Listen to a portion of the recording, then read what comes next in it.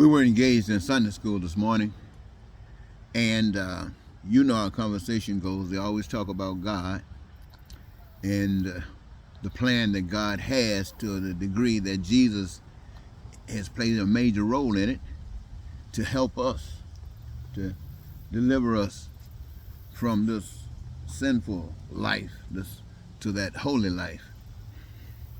And sometimes I notice when we speak on the subject matter, we talk about being a Christian and stuff like this, and you talk about going to church, and usually that's basically what they mean is going to church. I hear a lot of people say the great falling away because people don't go to church anymore.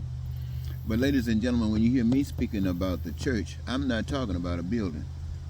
I'm talking about people who have changed, who have accepted Christ or accepted God and the Holy Spirit in their lives, and has brought about a change, a renewing of your mind.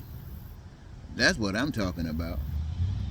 And when we talk about being joyous and the duty of a person that claims to be a Christian, now that you don't have to go to a building, you can study, or you can go to a building and study. That's not taking anything away from that, but that's not the church. The church, to me, is the individual. And by you being the individual, then you have the information. You have the faith to stand and give God the representation. And what is the purpose for? It's to keep you grounded, and at the same time, hopefully, for those who don't know God, introduce God to them. And how do you do that? It's by being a Christian. It's by being an instrument whereby people can see the work of God.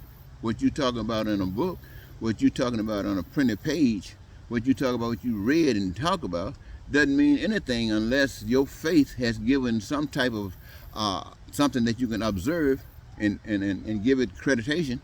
So what I'm saying is this. For instance, I heard a guy say today in the Sunday school lesson that if you don't work, you don't eat. Now that makes a lot of sense.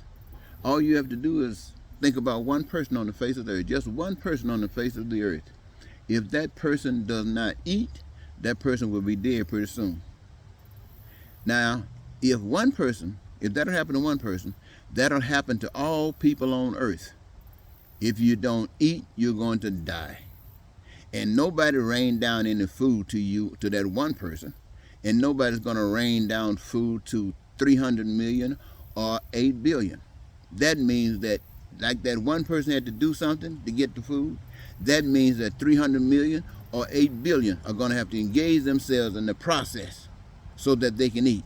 Now, that doesn't mean that everybody got to be working in the area of food, but you got to be engaged in the process of causing a production in the reservoir of goods and services that would allow you to be able to eat. So if you are a Christian and you're talking about a person got to work so they can eat, and if you're a Christian, you know this, and you observe something that would prevent a person from working, somebody might say he's lazy. Well, to me, that's kind of hard to believe. I never ran across a man that was too lazy to feed himself.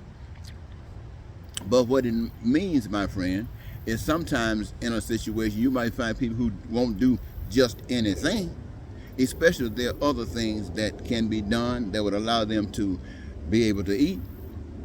So if that exists, then you find out what the problem is, and you rectify the problem so that person can engage. Now, usually what you have to do is let some person engage themselves in something that they love doing. You allow them find some way that they can engage themselves in something that they love doing, and they will do the work.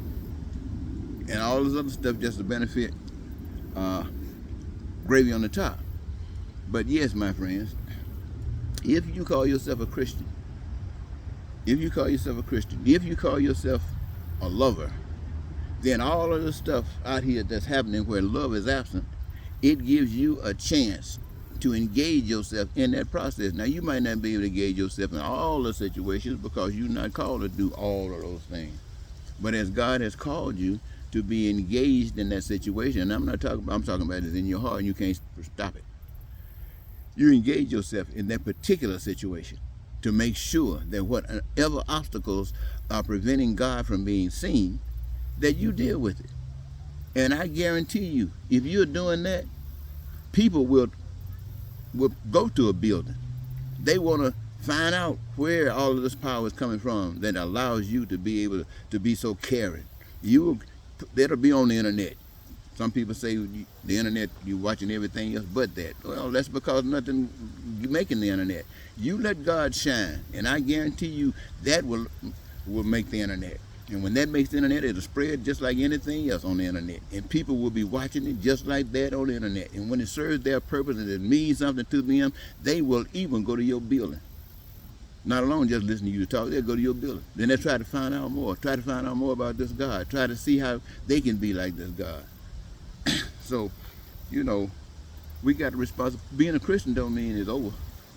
You sit back and look at everything else. No, being a Christian and sit back and watch all this stuff happen and you have no response to it, you make people ask, why should they be thinking about God? He ain't doing nothing for you. You're not doing anything for them. So it's all lost situation.